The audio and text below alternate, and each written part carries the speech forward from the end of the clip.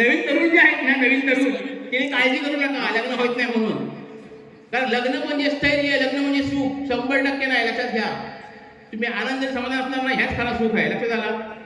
एक मंगेशला म्हणताय बघा, मंगेशला आम्ही स्वतः लिहिली आहे.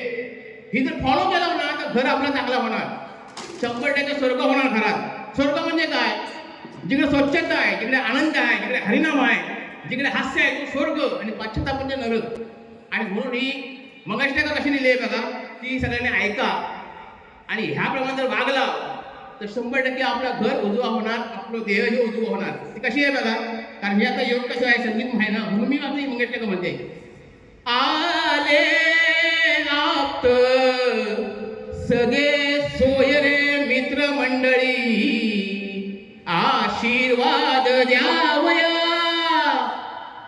दोघांनी सुसंवाद करुनी, आनंद भरा जीवनी सर्वांचा, ज्येष्ठ वरिष्ठ मंडळींचा आदर तुम्ही हो करा.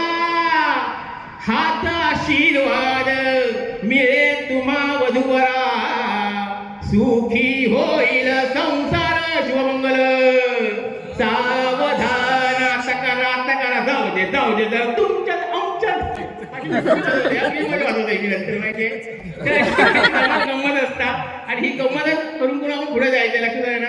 कारण हे तुम्ही चेहरे हसले आहेत ना, ह्यात मला काय करायचं माहिती तर आयुष्यात जो माझ्यासोबत आलो आहे, जो माझं चेहरा बघता, जो माझा व्हिडिओ बघता, तो हसलो पाहिजे, आनंदी असलो पाहिजे. हेच माझे प्रयत्न आहे. लक्षात झाला. मी काय घेणार नाही. मग सांगितलं कोण नाही कोणता डाळ घाट लोणचा.